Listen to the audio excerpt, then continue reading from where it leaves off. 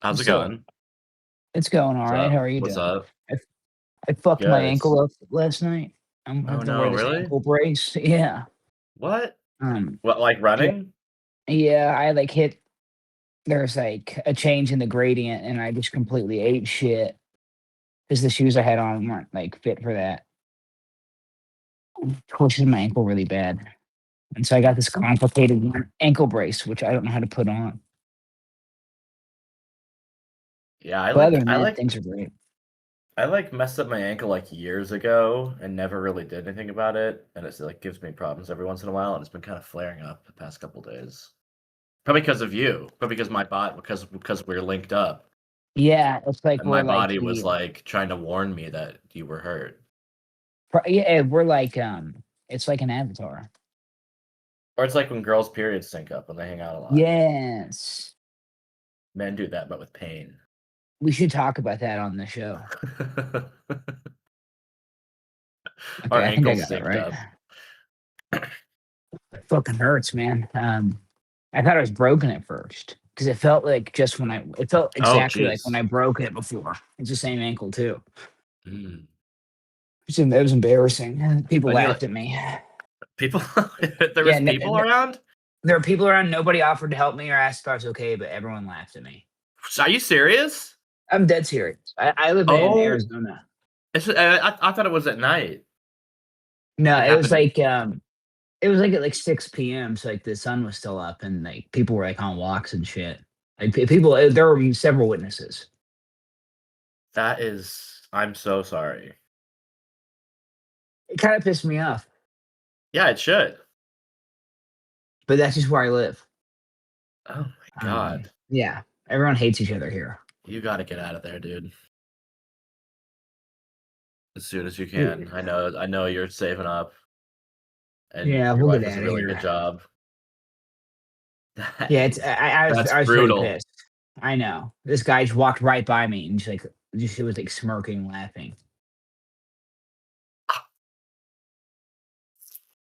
That's Yeah, crazy. that hurt worse than the actual fall. No, the actual fall hurt the worst. It fucked me up, but That's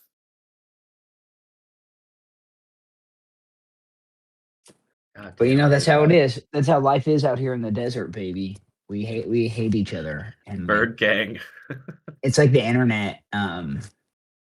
But in real life, it's like nobody cares about each other at all. It's like the whole state is the YouTube's comment section.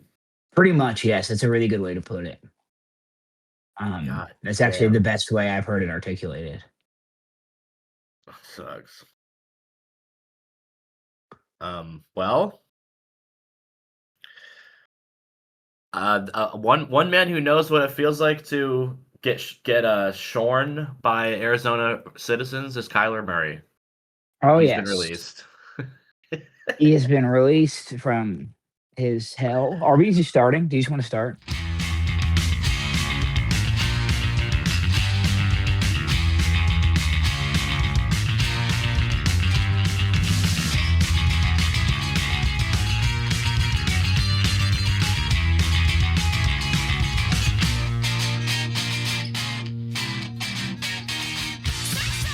Yeah, the Kyler situation is interesting. I don't know another situation where a first round quarterback hasn't worked out, but he had to apologize for it. First overall pick. Number one overall pick, right? Baker Mayfield didn't have to apologize. Daniel Jones, Sam Darnold, none of these guys had to apologize. And what's the one big difference? You know where I'm going with this. Video game shit. Oh, he's Black. black. Oh, he's black. Yeah, yeah. Of course, they make the black guy has to apologize. Yeah, I'm like the white Bomani Jones. I'm like a younger, smarter Michael Rappaport. That's what I'm going for here. Less Zionist Michael Rappaport.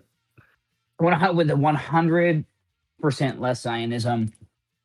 But just as I'm much like, of a love and reverence for the hip hop culture. oh yeah, probably even more because like, and I don't just talk about Nas all the time. You know, he's one of the greats. I get it. Yes, it's true. But grow up. You're 50. Force takeaways. Tony Ballgame, Jake the Snake. We're here. talking about just some minor personnel decisions that were made by some teams in the past few days here. Some free agent stuff, some combine draft stuff. Just waiting for combine. Combine has come and gone. Draft will be in April. Free agency starts in a few days here. I think it's the 11th that it starts, right? Free I believe agency. so, yes. So Because we have just daylight savings on Sunday. I'll be 2 hours behind you again. oh no. Yeah, I know it sucks. I don't know why it's so early this year. Um, let's see here. Because right now it's the legal tampering period. Um, Ah, NFL legal free tamponing agency. period. Get it? Yeah, noon. Yeah, I did. It's like a legal tampon you get to put in your wife. You get one legal tampon per Yeah, year. per year, per league year. Although I mean, the thing about the legal tampering period is that there's so much illegal tampering going on, but no one really seems to give that much of a shit. It seems like it's Oh yeah, not nobody really. cares. Like a team might get fined like $100,000 and like a fifth round draft pick every now and then, but they don't really give a shit. That's it. That's it. You have to really fuck up for even a slight punishment like that. You have to do something really bad. Yes. It probably boils down to like some personal grudge the owners have against each other, where it's like, you know what, he was fucking rude to me. He took my parking spot, or he sat down at the desk. He sat down at the chair that I like at the Yeah, meeting. he So got to fuck go to him the for island tampering. before me. He took my spot on the Lolita jet. Kyler Murray, right? Kyler Murray Having to apologize for for getting being black. released for being black for He- existing. yeah, they made him apologize for being black, essentially. Um, so I don't know. I hope he goes to Minnesota. I was thinking about this last night. Yeah, Yeah. he's So is like, he kind of the belle of the ball now, and not Malik Willis? I would say so. Well, Malik, because it seemed like the rumor mill was flying, and it seemed like somebody was going to unload the truck for Malik Willis for better or for worse. But now maybe Yes. won't quite happen. So I think, I think that Kyler Murray, because of how things went, and like we'll get more into this, but I think he gets a veteran minimum. Like last year, Daniel Jones got $14 million. I think he goes to a team like that doesn't have a lot of cap to throw at a big position like that, like the Vikings. That has a good defense. Um, they have like a good receiver, and then Jordan Addison when he's not like breaking a law with his car or whatever. And TJ Hawkinson is very good. Um, so that's like a set off. Like they need a running back, a healthy O line, and a quarterback, and like Minnesota's going to be just fine. And so if Kevin O'Connell likes Kyler Murray and thinks he can work with him, I think they're going to snap him up and give him like a 1 year Daniel Jones type of thing, because he did not want to lose Sam Darnold. That was the GM's deal. That was the GM's quarterback. That was the GM's deal. And I think that now we're going to kind of see things work out the way because he's in charge. Like he has like the creative control he wanted. He's the executive producer. Kevin O'Connell. Yes. Yeah, I have some thoughts about him, but go on. I just think that he's going to have more of a chance to work with the guy he wanted to work with. It's for all intents and purposes, it seemed like he had JJ McCarthy thrust upon him. If he likes Kyler Murray and thinks he can work with him, I definitely see Kyler. I think the best move for both parties, like the best situation for both parties, the team and the quarterback, is Kyler Murray to Minnesota. Now, I know Daniel Jones just got the transition tag, but that doesn't mean another team can come and like match that offer, or like they can offer him something. And if the Colts don't match the offer, he's gone. So I can see there's a chance he goes to the Colts as well. And then Alec Pierce, I think they're like, that makes more sense to me than like signing Kyler Murray for like $10 to $20 million, then renegotiating with Alec Pierce. Oh, for the Colts, and them kind of reloading. Like that's kind of like a fun like run and shoot offense. Like they have a really good O line. We've got some breaking news here. Okay. The Bears. This is from Shefty and from Mhm. Mary. Mary just broke this news to me in a text with my dad, who is a Bills fan. ESPN sources: the Chicago Bears are working to finalize a trade that would send DJ Moore to the Bills. Interesting. Well, yeah, he did. He That's wasn't a really big one. needed. Like you have multiple, like you have several, like very good wide receivers all on rookie contracts. Like, yeah, get Yeah, rid of that. And yeah, like the that's it. Bills finally get their receiver who is short. The guy that I used to work with would not like this for Josh Allen because that guy he's not Yeah. tall enough. He's gonna get overthrown because he's not tall enough, like that one guy said. Have I told you that story? No, I used to or I work don't with a remember it. guy.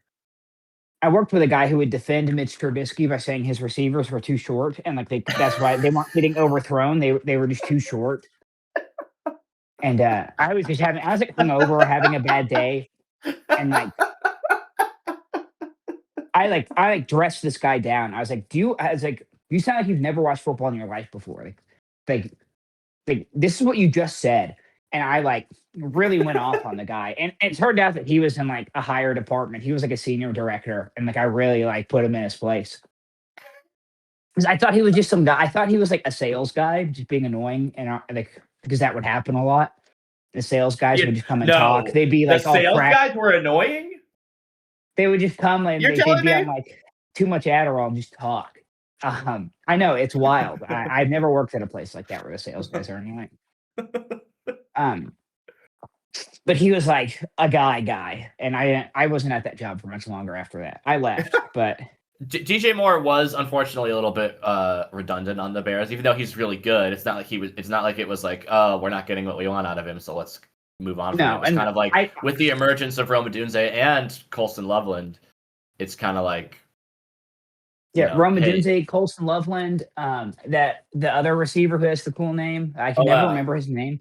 Um, Olamide Zacchaeus, no, not Alameda, because he played for the Olamide, Eagles. He yeah. was cool. Luther Burden. Mm, Yeah, Luther Burden is like a yes, really cool name. That's like a really sexy name. Like that's interesting. We're definitely gonna have to talk about that.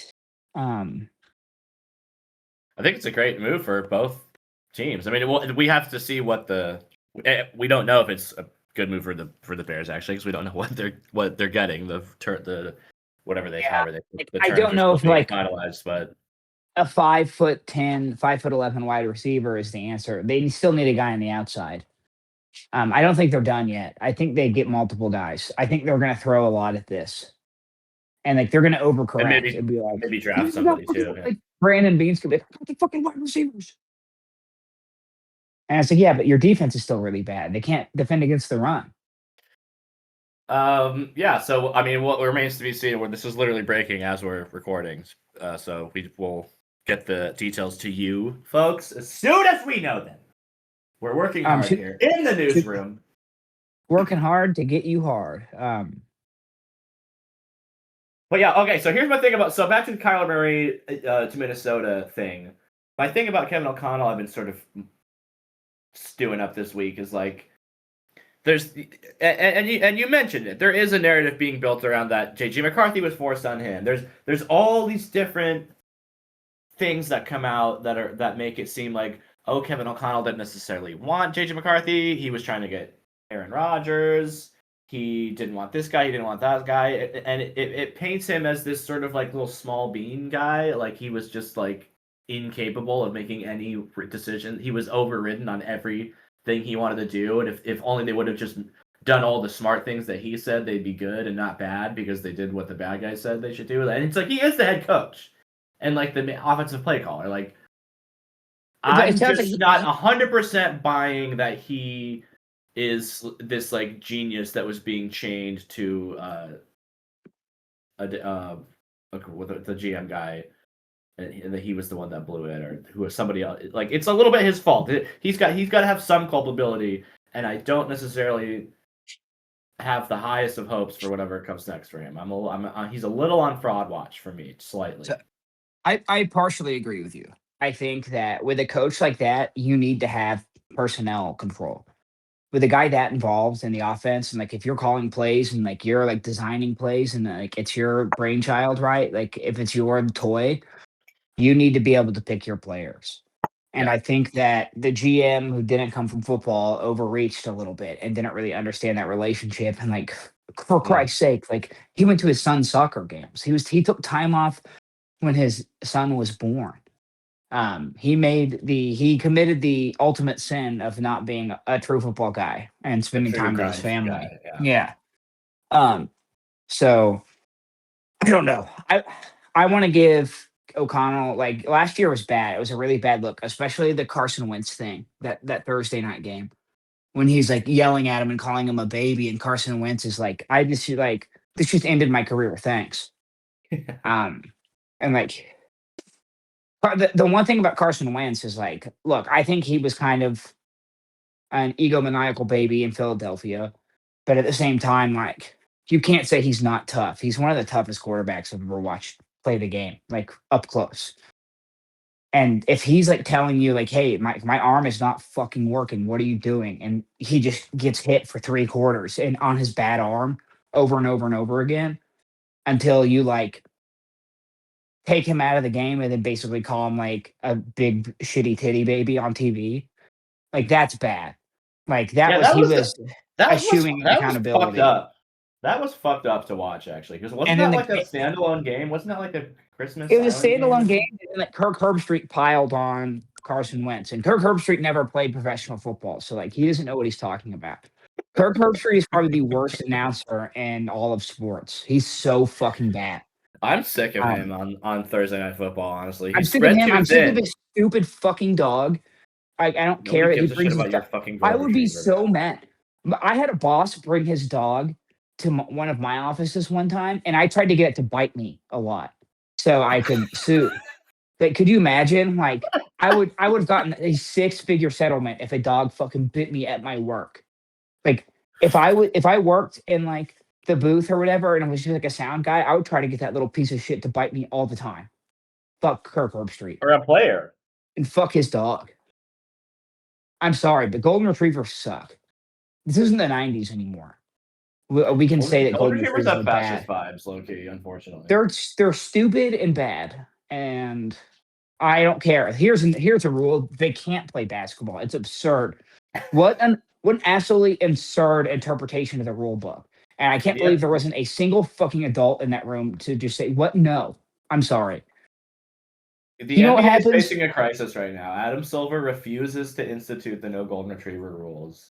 Teams are tanking just so they can get a golden retriever that can play basketball. You know It's what happens in real life a is mess. if that's going on, especially in like the Northeast or wherever Airbud happened, the dogs are getting kidnapped and buried in someone's backyard.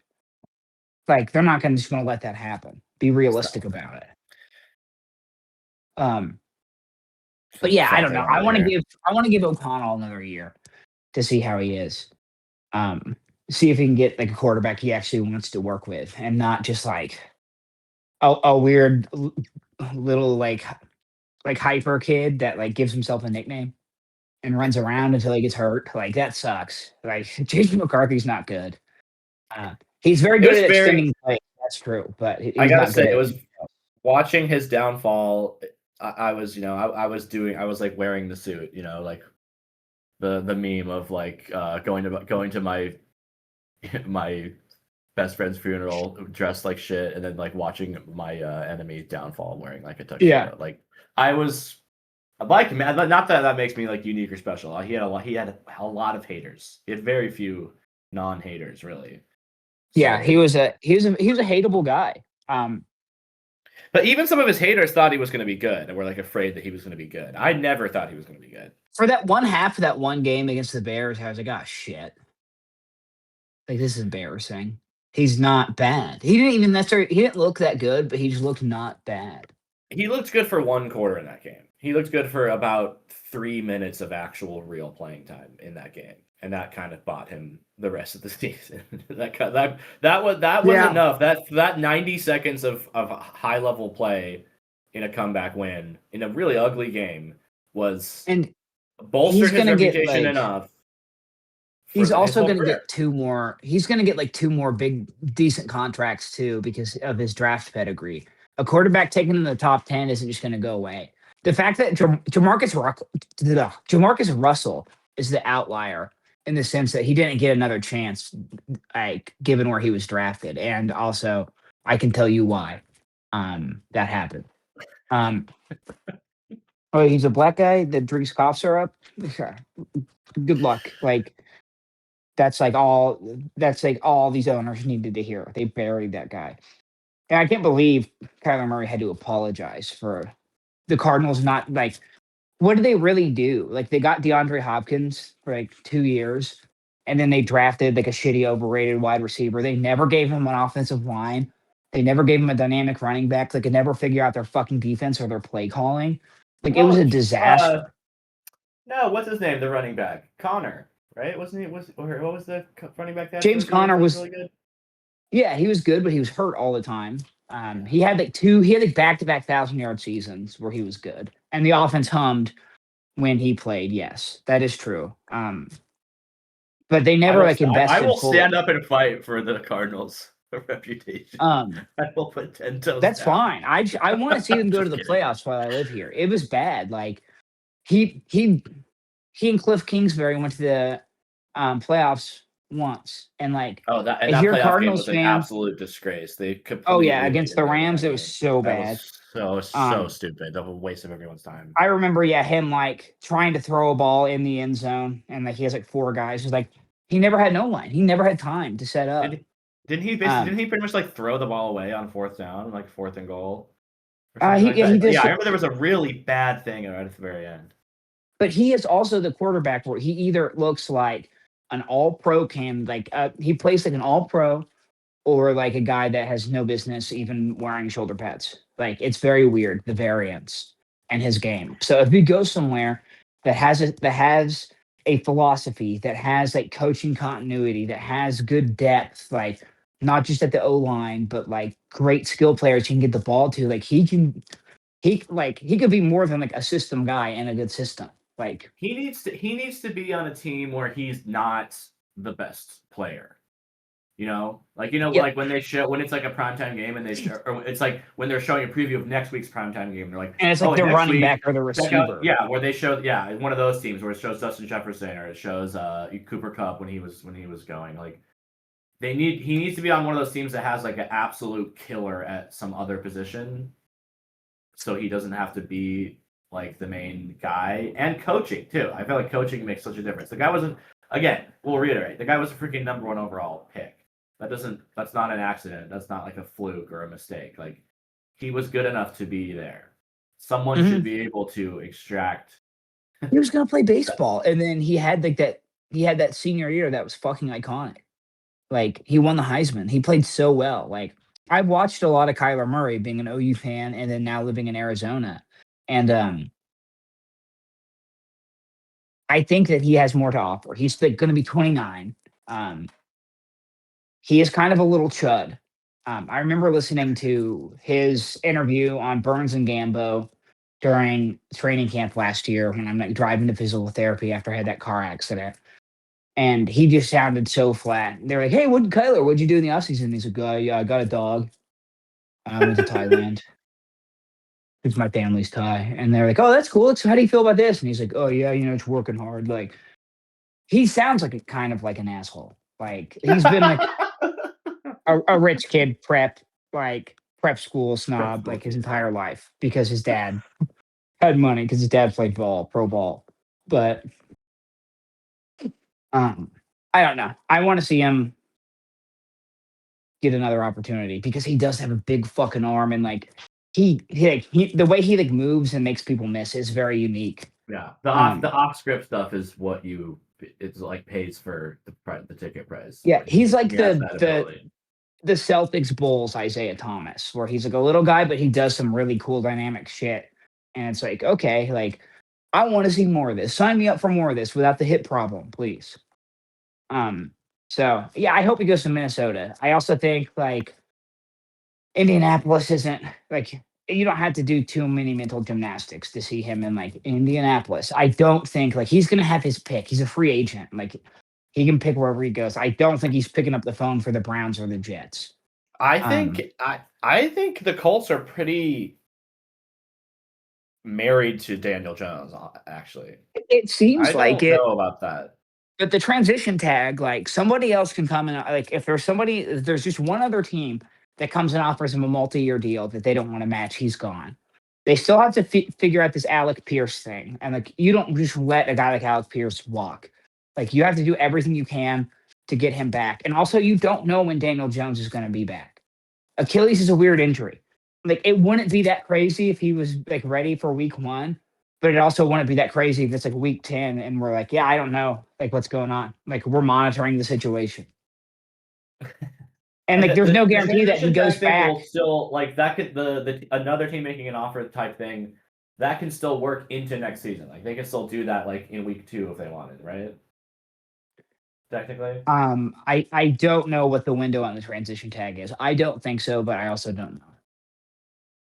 I think after a certain date, he just signs the offer sheet with the Colts. And he just plays on like the $37 million that they have to give him. Yeah, the unknown factor of the Achilles injury is what is obviously I think the troubling. Steelers are an interesting place to watch too, because they have kind of the offense. They have a new coach, Mike McCarthy. Maybe like Mike McCarthy, when when he was coaching Dallas, like those offenses were good. Like Dak Prescott was, when healthy, when Mike McCarthy was the coach, was putting up some pretty impressive numbers. So like, I don't know. Mike McCarthy has a history of having good offenses. Won the Super Bowl with Rodgers when they kind of aired it out. Also, like he's like a coach that like when he's not working, he goes and like does all like the analytic shit, and like he learns and like changes. Like even though he's like a 60-year-old guy, like he's still trying to pick up new things. So I don't know. Maybe he fits into whatever system they decide that they want to run. You never know. Yeah, I never really dove into usually because it seemed like they're even from Steelers fans, they were kind of disappointed with that hire. And normally when a team makes a sort of dumb or bad hire, I would like to go listen to their podcasts for Schadenfreude and listen to their fans like scream and cry about it. But I actually didn't do that this time for whatever reason.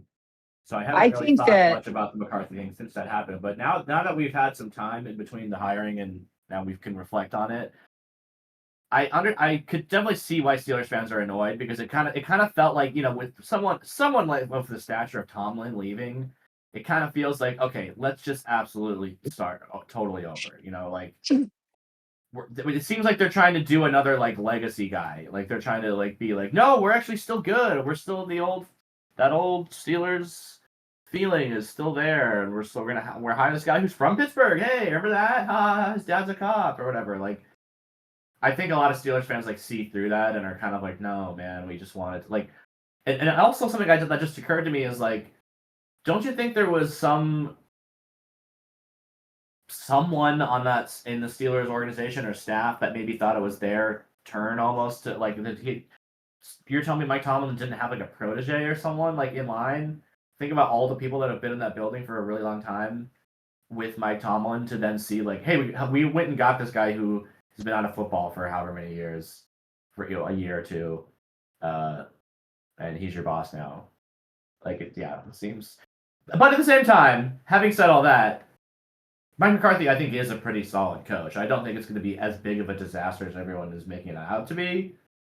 I think they're going to be just like mid, like they always are. But I think the problem with that is that they were willing to go like let's be dog shit, like let's eat shit for a couple years and restart.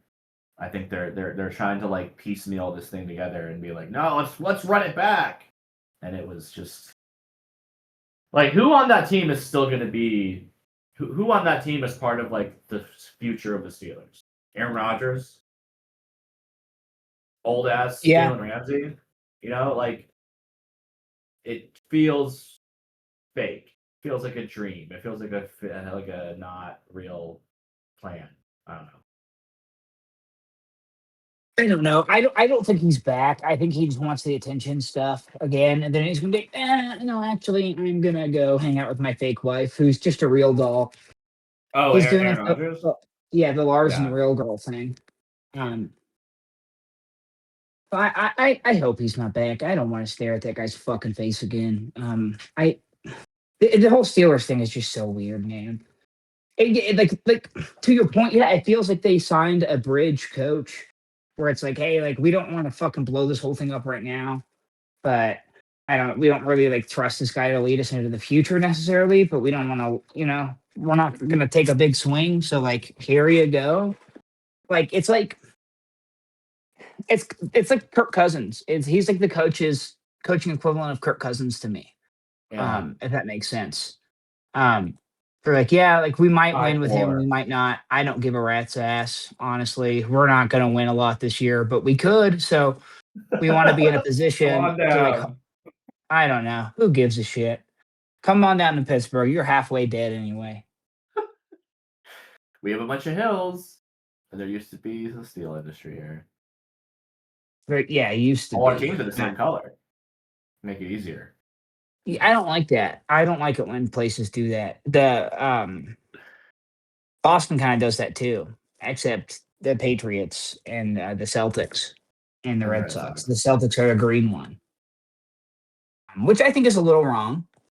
I do find that a little wrong to have their colors be green. The Celtics? Um, Why? it reminds me too much of the Irish, and that's not something I like to think about.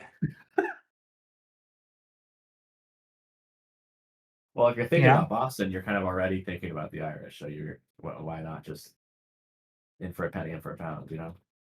Well, I mean, they're like Boston Irish, they're not like real Irish. Oh. It's like to have that movie Sinners, where it's like the whole point of that movie was that like Irish immigrants are the real vampires in this country, and all everything that they brought over here, and like the infections that they spread were kind of blamed on black people. That's the point of that movie, right? Mhm. We'll save that for another day. Okay, okay, okay. For the Oscars episode. If I'm off base, I'm so sorry. Well, I don't think it was saying that necessarily Irish immigrants were. Yeah, they were saying Irish people are vampires and they suck the blood and the life out of everything around them. But they can write a damn song. They can write a hit. That's how they get away with Um, it. They can write a bop. So what are you gonna do? um, yeah, and that like, hey, but it's Irish people like, hey, buddy, we're marginalized too. Um, and that's actually our song. And like, but then it's like they were, This is kind our of song. cold skinned, beady eyed, blood sucking freaks, which if you've met an Irish person, it's not that far off. Who are your I married an give me Irish person. give me some of your combine guys. I know you like to dive deep into draft stuff and combine stuff and rookies and Oh yeah, I got some good prospects and ones all here, that. buddy. Because I kind of my perspective on this was very lowbrow fantasy football. Who had the fastest 40 times style? So Mhm. if you want me to real quick just run through my little dumb guy roundup of the combine Okay. because it's not very much. I'm sure yours is more in depth and has like linemen and stuff like that. Because I kind of just was like, well, the fastest 40 guy, Yeah. um, Brendan Thompson, wide receiver for the Mhm. Rebels, seems like a really dynamic player. Third fastest 40 time by a wide receiver since 2003, a 4.26. Um, Sonny Styles had a overall really good combine. He's like displayed a lot of athleticism. Linebacker from the Ohio State Mhm. Buckeyes. Some people considering it maybe considered the biggest combine sort of jumper, like guy who helped himself the most by doing the combine.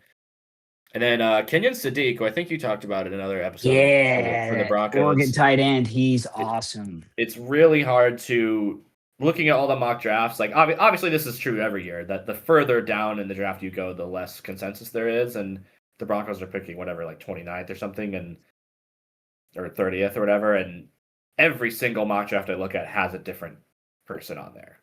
They could But trade up. I mean, but he's one gonna or go two, top one of 20. them had I thought included him. I thought one had him on there, and that's what brought it. And then you mentioned him, and I was like, well, let me check this guy out. And yeah, he seems like a really all around good tight end. And the Broncos just haven't drafted a tight end that has worked out in a serious way in such a long time. That's something I've been every year I say that I want the Broncos to draft a really good tight end, and it's never really happened. And then as far as the the lighter side of things, or the a funny thing that happened that had nothing to do with workouts or 40 times or anything was Mekhi Lemon, the wide receiver from Yeah, he's USC, he's he's just kind scary, of acting man. like a weirdo, just sort of like gesticulating weird. Like that's this is how minute the combine is, and just how outsized the influence of all these tiny things that happen is just so funny to me that happens in the combine. Is the guy had one little press conference where he kind of was moving, he's moving his neck around a little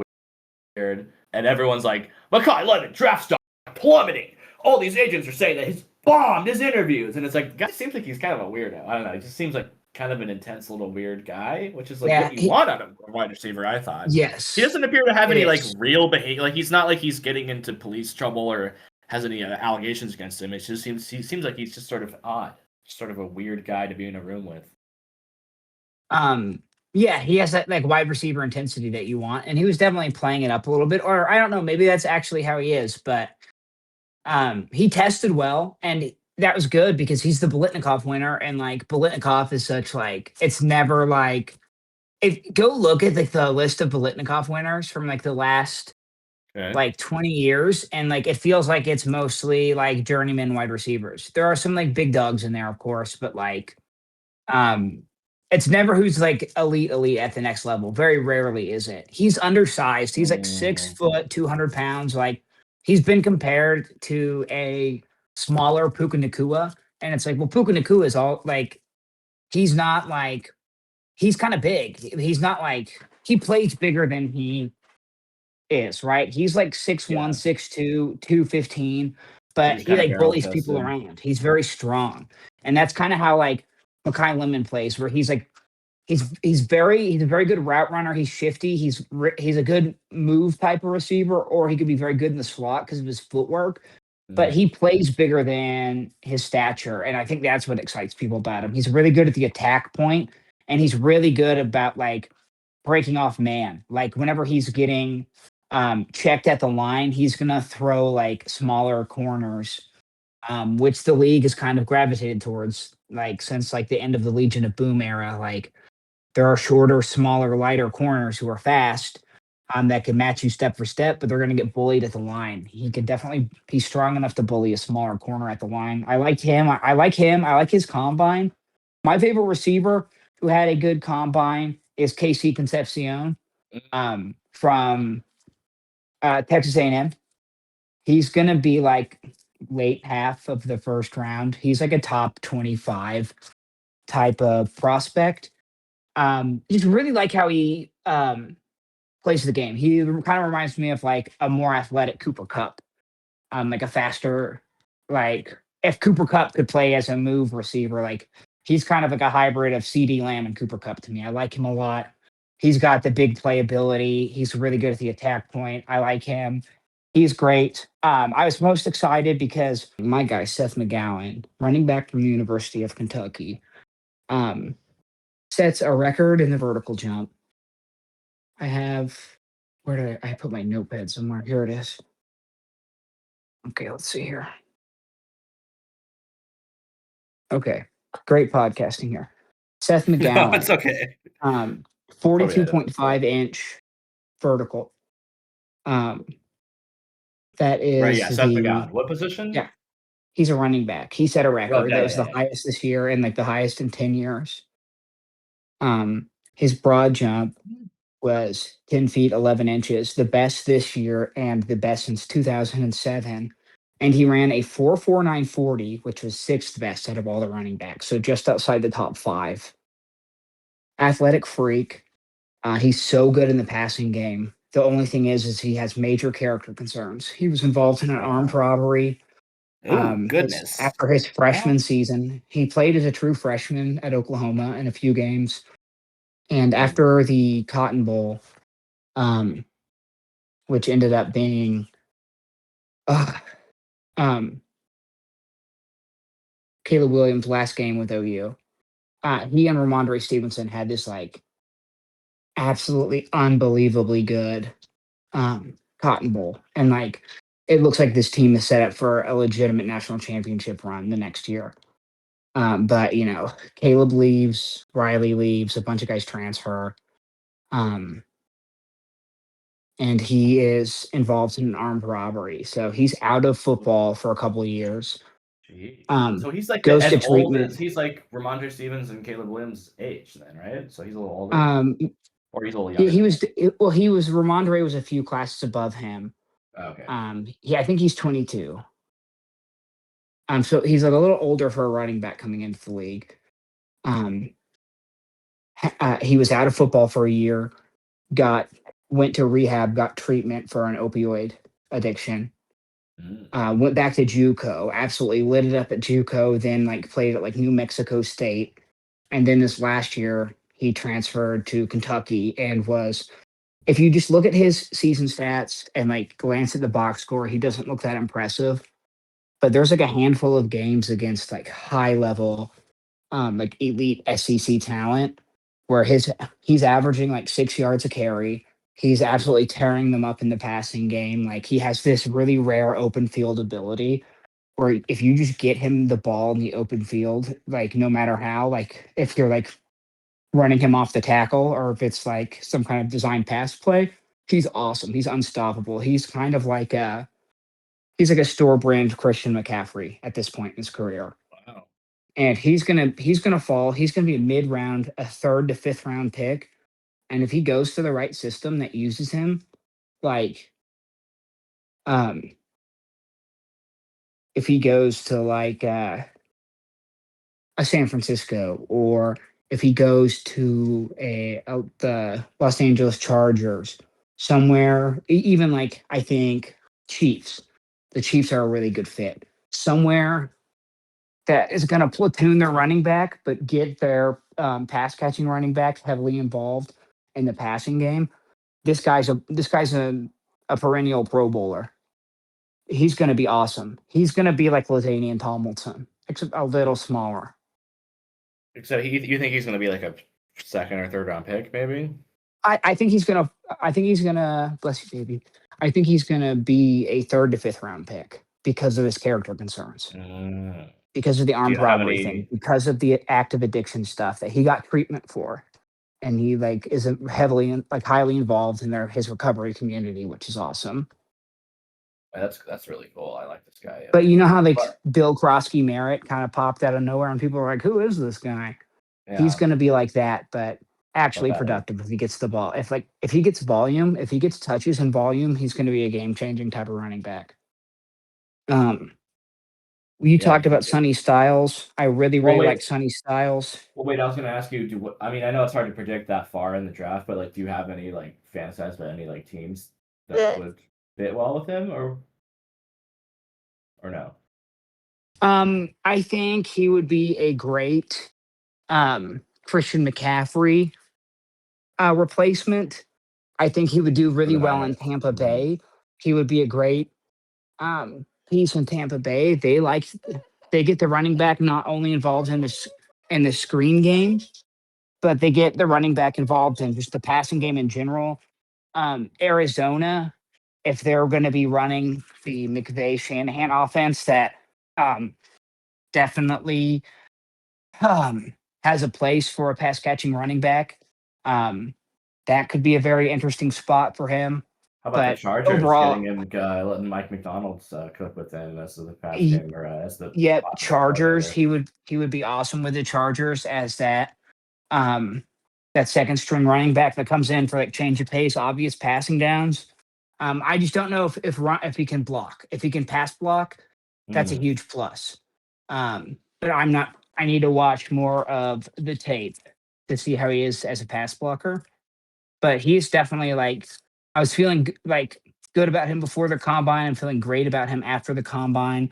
I just have a couple more guys. Yeah, yeah. Malachi Fields and Sonny Styles both had very good combines. Cassius Howell, who's an edge from A&M, had a great combine. He's a 6'2", 250-pound guy.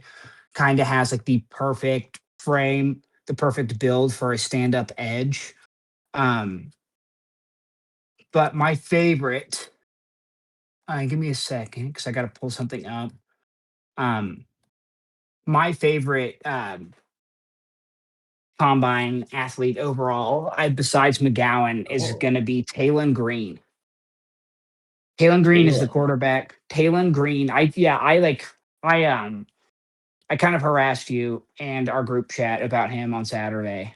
Um, after his performance because it's my bad. I was a little stoned because I just was about to hit a run, but um, his athletic testing was off the charts. He ran an insanely good 40. His like I think he had like set a record for like the vert and the broad jump for quarterbacks. He threw very well. He's like your toolsy type of quarterback. He has a larger sample size because he started for 2 years. Anthony Richardson is a decent comp just because like he's the highly toolsy type of prospect with a huge upside. Yeah. Um, I think he definitely played his way into first round consideration. And I think if he continues to like if he has a really good pro day and continues to have good press, like because of the lack of like a true number two QB in this draft, I think he can absolutely like train his way into that number two, number three spot just because of his raw athleticism. His main issue is mechanics. He's really long, he's gangly. He's 6'6, 220 pounds. So Whoa. he has a very interesting build, but I sent you some of his highlights. Hmm. He can make people miss in the open field.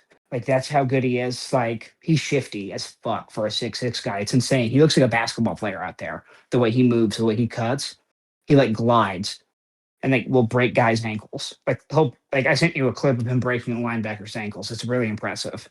Damn. Um, he can throw with timing. He can hit small windows that are decreasing in size as tenths of a second go off the clock. Like which is a huge thing in the NFL. The only thing that needs his consistency and his mechanics. His mechanics are a little raw. Josh Allen's mechanics were a little raw. That gets fixed in a season or two. Consistency. Once you get into an offense that maybe relies on footwork and timing and accuracy, you can work on that. So he has a lot of upside. He has some serious things to fix, but there are things that can be fixed. And he Hmm. has a wealth of experience starting in the SEC compared to Anthony Richardson. So I'm really, really excited about him. It I'm was a I'm excited to see where he 5-year goes. starter. Yeah, Well, I he guess was not 4-year starter. he's good. And he's a freak. Boise State Broncos. Like Go Broncos. he plays like Robert Griffin, but is 5 inches taller, 4 inches taller. Yeah, it's an interesting prospect. Do you have any teams you think would fit with him? Somebody looking for like a project quarterback, somebody with maybe like currently like a veteran bridge that is going to want to bring someone along in the next 2 to 5 years, like a patient team. Um, The Rams. the Rams are always a candidate for a guy like that. Um, I would say the Raiders. Like maybe he Mm, falls to the fourth to the fifth round. The Raiders take two quarterbacks, like how Kirk Cousins and Robert Griffin worked. I could see that happening. Um, Steelers need a quarterback. Any team, the Colts need a quarterback of the future, but they just kind of got burnt with like a kind of a hyper toolsy athletic guy. prototype of Yeah. player. Yeah. The Dolphins, they're gonna need a quarterback.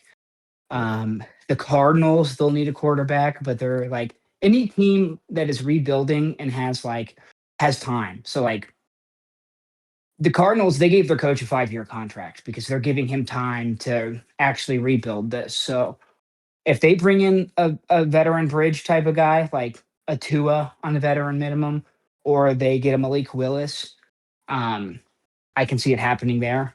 I just hope he goes somewhere that will develop him because he's a special type of player, and I'm excited to see what he can do in the NFL. Like I was very excited last year about Jalen Milrow, and he went to the Yeah. Seahawks where it's like he's going to have time to develop because of People liked um, him. the Sam Darnold turnaround. I liked Jalen Milrow a lot last offseason, Yeah. especially around um, the draft time. So he's my personal favorite QB, and he had an insanely good Combine. There are a couple O linemen I want to talk about. Did you mention his 43.5-inch vertical jump that he did at the combine? That's Yeah, it outrageous. is a record for quarterbacks. Yeah, he's insane. That's an inch. That was an inch better than Seth McGowan's. He was 42 and a half. Um, Max, I can never, Max Ian Acher. I can never pronounce this guy's last name. He's a swing tackle from ASU. Mhm. He's very athletic, but he's one of those guys that like didn't start playing football until late and like is big and has a big frame and put a lot of weight on it. And he's like a highly athletic tackle, probably a type of guy that could bump inside to guard and be better, kind of like Mekhi Becton. There's also that Proctor guy from Alabama. What's his first name? Yeah, Caden Proctor. He is a massive type of player. He's 6'7", 370 pounds, but a freak athlete. He has an explosive first step, great hands. Um, Sorry, I'm just reading about these guys. The guy you mentioned previously, Max Iheanacho, he's Nigerian. yeah, Didn't move to the United States until he's 13. And this guy will just be another addition to the all Nigeria team. There's the Nigerians in the NFL they don't fuck around. they're adding up, and they're good. They're all good. We're getting It's kind close of to crazy. we could field a team. We could get 22 guys, all Nigerian, North We need a Nigerian Nigerian descent. quarterback. That would be so sick. Yeah, that's all we're missing. That's like a guy I make in Madden right there. Where I like spend like an hour looking up like traditional Nigerian surnames to give him an accurate name. Um, I used to smoke a lot of weed and play a lot of Madden, so um, I did that with a running back actually. Um, but there are these two linemen I like. The guy from ASU, Max, and Caden Proctor. The one thing about them is their technique is pretty sloppy, but they're athletic freaks. Technique only gets better by experience. Um, and Proctor has it. He is like a 3-year starter at Bama. Um, he did this weird thing where he committed to Iowa, but then went to Alabama, and then before last season entered the transfer portal, and was going to go back to Iowa, but popped out and stayed at Bama. Both of those guys are like very athletic swing tackles that need some work. There's going to be a learning curve. It's going to be a little rough for both of them at times, just because of their technique and their um, them needing to like have experience in whatever system that they're in. Um, but I can see both of them like if things aren't working out at tackle, they bump them down into guard and they're like Pro Bowl guards, like Mekhi Becton. And you're seeing that happen more and more again, where like you have these um, huge athletic tackles, swing tackles coming out of like the SEC and the Big 12 or the Big 10. They're athletic freaks. They're huge. Things aren't quite working out for them at tackle, but you bump them down inside the guard, and the rest is history, type of thing. Yeah. It's like Ted Karras, where he got absolutely dominated in the Super Bowl. Or sorry, not Joe Thuney got absolutely dominated in the Super Bowl when he had to play tackle, but then bumped back down into guard and was a Pro Bowler and an All Pro for the Bears this year and won like the inaugural Protector Award. And then another guy to keep an eye on, Monroe Freeling. He is an offensive lineman as well. He's a little sloppy on his technique, needs some experience. That's like the story with the O lineman. Like this year, um, there are so many guys with high ceilings that are athletic freaks, great footwork. They're massive human beings, but because they're massive, that's kind of what they've relied on their whole lives, and they haven't really had to hone technique. So it just depends on where they go. Do they go somewhere with a great line coach that's going to help them develop and clean some things up? If so, then they're going to have great careers, and I'm excited. Get excited. And then there's a whole bunch of guys in the secondary I want to talk about that I won't today. We'll get to that. We can kind of do it like we'll do like position groups leading up to the draft and like guys I Okay. like and guys I don't. But there is this dude from Tennessee. I gotta look up his name really quick. Tennessee. Tennessee. Colton Hood. He's like Drummond McCoy and Colton Hood are both like top 30 prospects, and they both went to Tennessee. But Colton Hood, I like him. He's like 6 foot, but he's strong. He could easily play safety, or he could play corner. He could play nickel. He could play safety. Um, just a freak athlete. But he's probably my favorite member. He's like my favorite defensive secondary guy in the draft. But it's going to be a fun draft because there's a lot of tight ends, there's a lot of defensive tackles, there's a lot of edge rushers, like positions that are fun to geek out about that aren't necessarily sexy. We got a lot of them this year. But yeah, combine was tight. Combine, friend of mine. There are some of the maybe the most surprising rumor that I've been hearing coming, the rumors and the nastiness that I've seen coming out of the combine is Derek Carr coming out of retirement. Yeah, the Vikings. The Vikings were kind of came knocking on his chamber door, saying, "Hey, Derek, do you want to bring your overzealous Christianity to Minnesota?" A lot of white people up here that love God. The thing about that is that the Saints still own him. The Saints still own his soul and body. So yeah, he is anything that would happen with him would have to go. It would have to be a transaction with the Saints, which is just I just think that's kind of funny. I don't see really them dicking him around. They let him keep that $40 million bonus. Like they let him keep a signing bonus. Like that things did not end poorly there necessarily. No. I don't think the fans like him very much, though. I mean, how could they?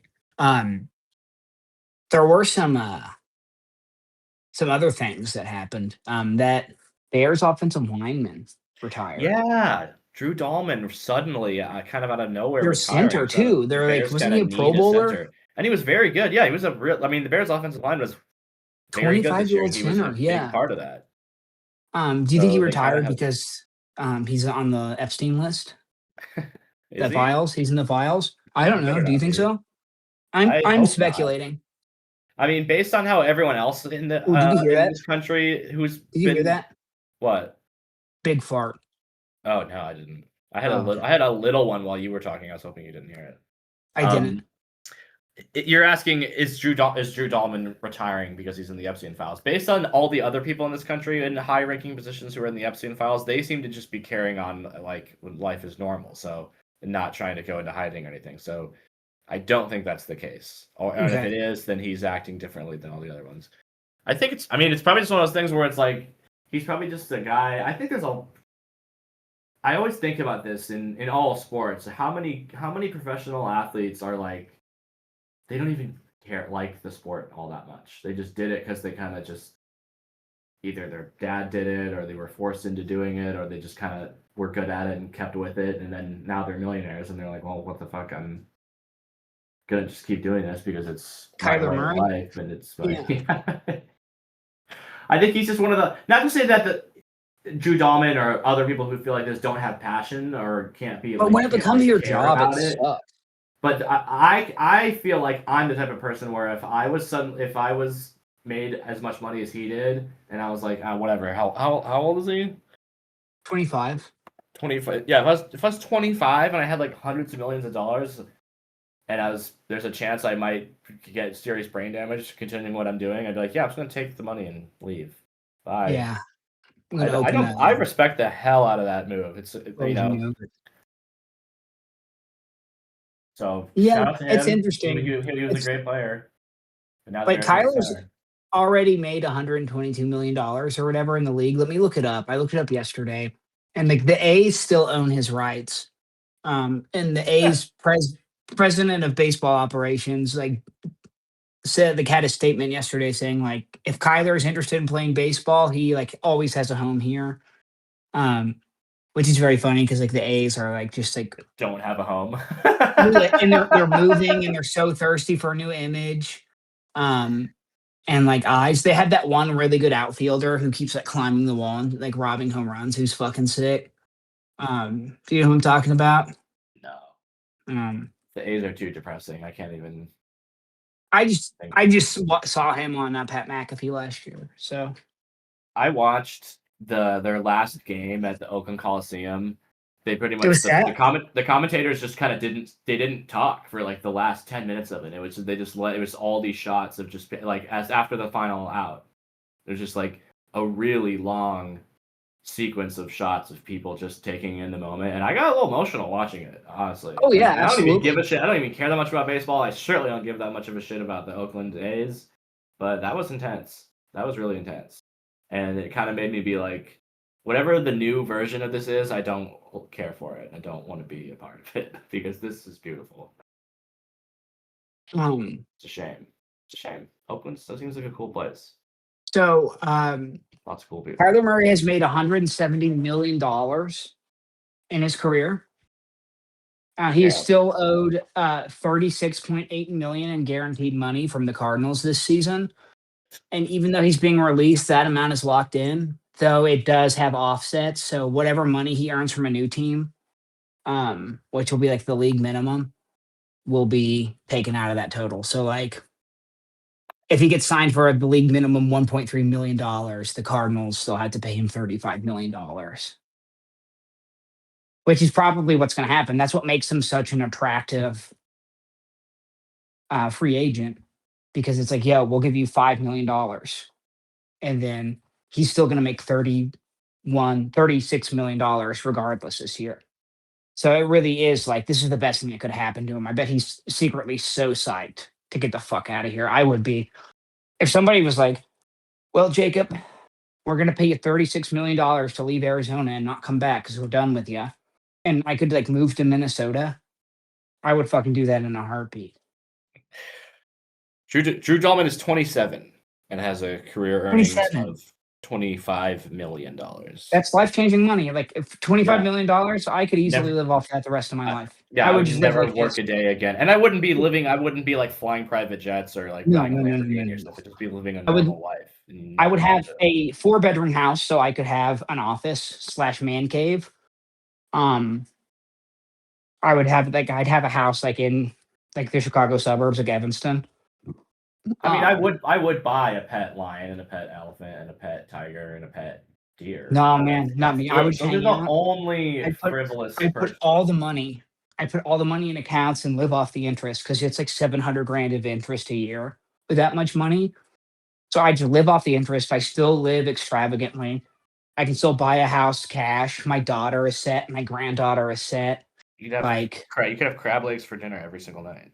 I could have like 3 more kids and still like have plenty of money for the rest of my life and their lives. I could become one of your Just kids. living off interest, man. That would be so cool. Yeah, I would just be the ultimate dad. I would have fun. I'd be go to the park every day. I'd snowbird. That's a So I'd live out here in the winter, and then I'd go to Chicago in the summer. Like, yeah, nobody couldn't tell me nothing. I'd have so many New Balances and like Jordans and like oh my hats. god, my jersey purchases. Ooh, yeah, be I'd own the great. lids. I'd franchise the lids. Yeah, then all the kids in the mall be like, "Yeah, this list is really cool." The guy that owns it is just like this. I don't know. He's He just gives free no hats one away all the knows where time. no one knows where his money came from, but he just kind of hangs. He just kind of hangs out there a lot, and he's really nice. He'll give you free hats. He's always talking about how like black quarterbacks are mistreated, like probably a little too much. Where it's like, okay, we get it, man.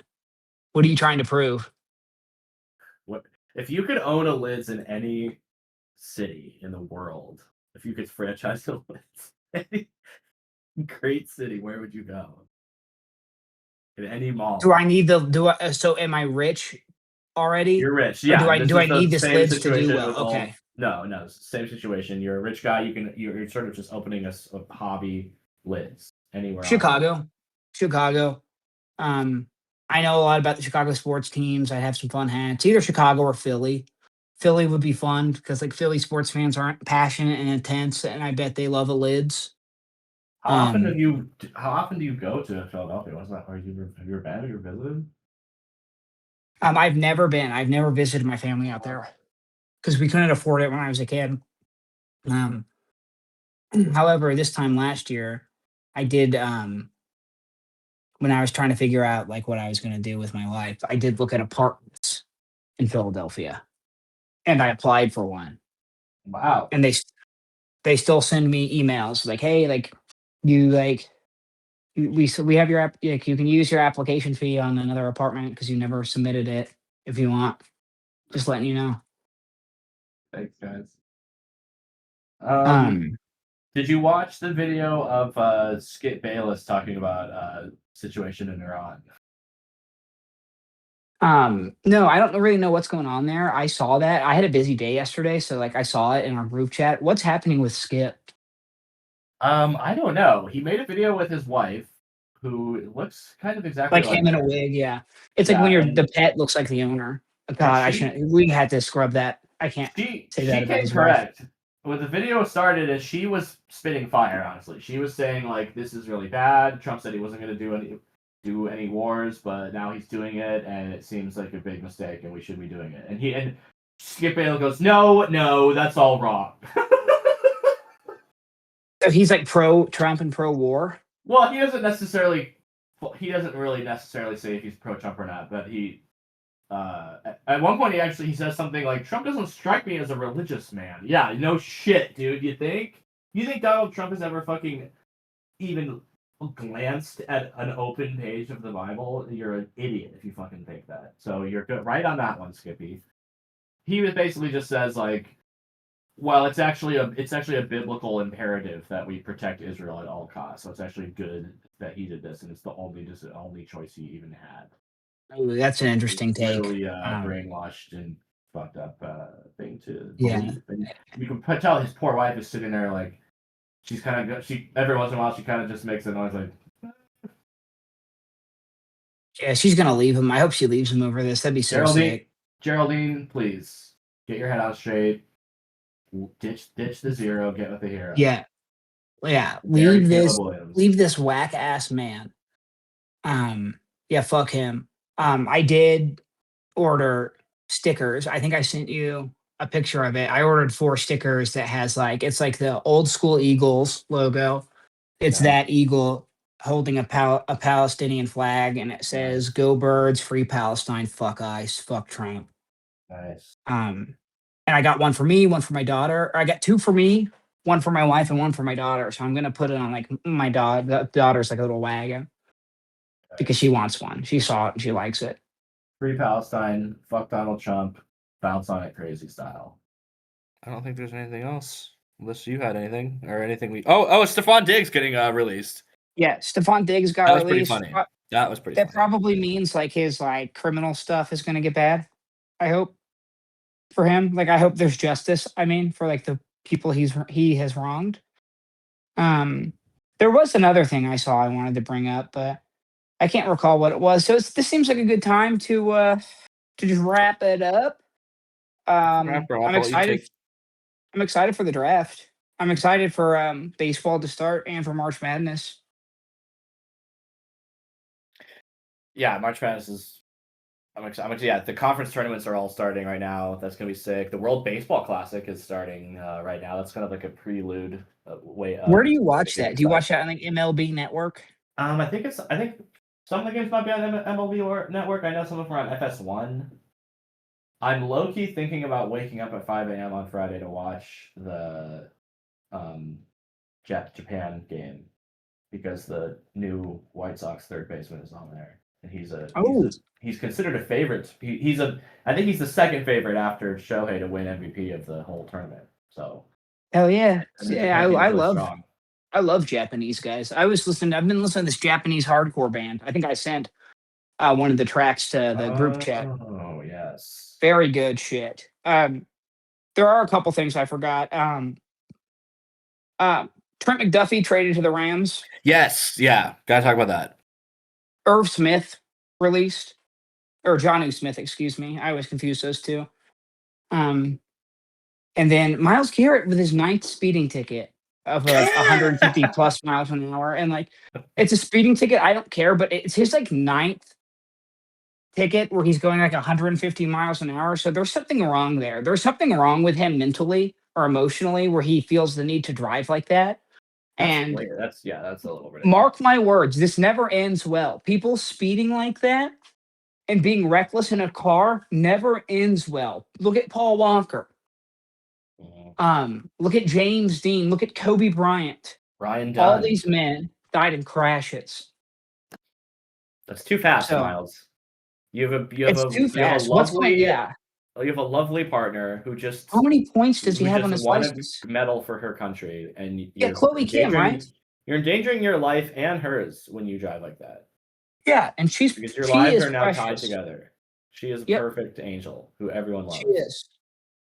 So please be safe, Miles. We're counting on you. Don't be like these scumbags from Georgia that crash their cars and then run away. You're not like it's that. You're better than that. unbelievable. Like, if you want to go 90, 100 miles an hour every once in a while, that's okay. But 150, I think a part of it is just like when you're as rich as him. To him, it basically just like, oh, cool, I get to pay $1,000 and I can drive as fast as I want, whenever I want. Pretty much, yeah. There you go. He's gonna kill like a family. Like when I have people driving around me like that, and I'm on the freeway, it makes me angry because it is so fucking selfish. Like it seems silly in a headline, but it is like this is me being just a lame dad now. But it is like you're putting everyone's life at risk for your weird little thrill. So like go fuck yourself. Like that's so shitty and selfish. Look at the fucking moron from the Chiefs, their best receiver, who almost murdered an entire family with his stupid Lamborghini. And everyone hates him now. It's just not worth it. Don't do it. Go fuck yourself. Yeah. That's, you know what that is to me? That's a guy with nothing good enough in his life to feel that his life is worth living. That's why he does that. Just slow down, have a family, man. Enjoy something. And like fall in love with something that's not about you. Step outside yourself for 10 fucking minutes a day. Listen to us, Miles. Please. Can you hear me? Asshole. Go to therapy, dude. Young man, get it together. I go to therapy every week. And I'm doing great. I'm doing way better mentally than I ever have been. I'm looking forward to the draft. I have no clue I don't think anyone has a clue who the Broncos are going to draft. I think Sean Payton actually does a pretty good job of not letting rumors get out because Sean Payton not calling plays. That's something that we should talk about. Oh, did we not talk about that last week? We might have, but I don't remember. Either way, he's not calling plays. Yeah, I think that's huge. That's cool. I think it's great. I think it shows growth from him. I think he has a bit of a reputation for being kind of a prickly, sort of weird selfish asshole. sort of jerk. And for him to realize like, hey, I'm not getting any younger. And not necessarily I don't think it's so drastic as like, oh, the game's passing me by and I've lost my touch. It's more like I'm getting a little older. Let someone take this burden from me so I can focus on being sort of like the CEO of the team or being like the leader guy. And if it doesn't go well, guess what? He can step right back in and it's going to be fine. Then that's the other part of it. Win-win situation. That's kind of the slimy, snaky part of it is that it's like, yeah, and if it's bad, then I can be like, hey, it's not my fucking fault. I think that's a built-in fail-safe where it's like, yeah, like if it's not going well, he can be like, all right, I'll do this. It's fun. I do want to say this. I think it's big. I think it's actually kind of like a milestone, kind of more important than people outside of Broncos country realize. That's pretty important, and it shows a lot of confidence in Davis Webb that he's not just some. You got to be excited about that. He seems to be the next hot thing, so we'll see. I think that this Max Crosby thing gets settled within the next week. I think we figure out like a trade agreement is announced by the beginning of the new league year. And also the Eagles hired, this is something I wanted to give a shout out to. The Eagles hired another offensive assistant that comes from the McVay-Shanahan tree, Gerard Johnson. He was the quarterback's coach in Houston.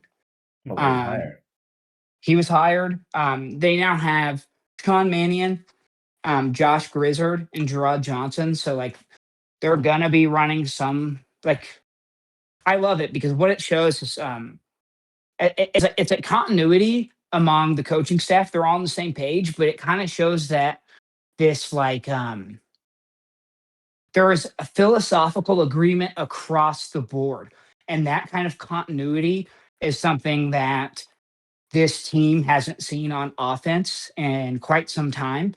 They were just kind of like plugging in different OCs and running a variation of like ball control football plus whatever passing concepts that um, the OC wanted to run. I'm very excited to see how this works. A lot of play action, a lot of pre snap motion, a lot of off the tackle running, a lot of throwing the ball over the middle of the field. And a lot of this stuff are things that maybe people think Jalen Hurts is not highly successful at. Mhm. Which I disagree with some of that. I don't think he's Of like the course. greatest timing. He doesn't throw the greatest timing passes. Like he doesn't have to. He passes out of the shotgun a lot, so it's like precision footwork and like the perfect 3-step drop is going to be new for him. But I think this opens the door to further chatter about, hey, is there a big surprise trade where we see Jalen Hurts move and another quarterback come into the fold and we keep AJ Brown? Because I'm not 100% convinced AJ Brown's getting moved. I know that the national Yeah. reporters think that's going to happen, but I wouldn't be surprised if they don't get what they if Howie's not going to get what he wants, what he deems AJ Brown is worth, he's not going to trade him. He's going to try to trade him, but if they don't get at least a high second round pick and a player that is a starter, like a contributor on offense or defense, he's not moving. They're not just going to move him for like a handful of For the picks. sake of moving him, or like Yes, it's not so toxic. Like obviously there was issues last year, but it's not like so bad that they're like just get him out of the door for any reason. Like he's exactly. still a really good wide receiver that can be the best player on They would just cut him any if that other was the team. yeah. If it was going to be like that, they would just cut him. So I'm not convinced he leaves. Jalen Hurts, on the other hand, I'm getting to a point where I'm not 100% convinced that he is the quarterback next year because of some things I'm God. hearing. And I think that's something that's interesting to watch. Also, I think Max Crosby to the Eagles is something to keep an eye on because they are going to add a difference maker on defense. Whether it is a shutdown, lockdown corner or a shutdown, they take over the game edge rusher, they're going to beef up that defense. So I think they're low key a sneaky team to watch in free agency. I think they're going to make one or two moves that kind of shock the world. That I think they're going to break the internet. That's my favorite is when like an NFL reporter was like, "Yeah, this trade broke the internet." Or those And I it's just like, saw a video the other day that was titled NBA plays from the 80s that if they happened today would break the internet. which is very. I love when people use that because it's very dorky and lame. But at the end of the day, it's also a reference to a big, wet, oiled up butt. Um, Yeah, it's A, never happened and is not really probably possible, and B is only it's mostly referencing that Kim Kardashian cover of that weird magazine that no one cares yeah, about except for when she did it's that. when people say that, it's like, hey, remember that one time we all wanted to jack off? Which is funny because they also named a children's movie after it. Break the internet? Wreck It Ralph breaks the internet, baby. Oh, that's right. I'm gonna wreck With a it. big wet, yeah, a big oily butt. Big wet butt. Then I'm stroking it. Um, Stroke me, stroke me. stroke. Baseball is back, baby. I'm excited. Well, I work from home, so I'm gonna watch a lot of baseball. As you should. Um, yeah, it's just a good time to be alive. I'm excited, and I'm excited to keep learning about the draft. I'm reading a lot of football books right now. Yeah. Which I want to talk to you about off the pod, FYI. But yeah, that's it for me. Bye. Bye, everyone.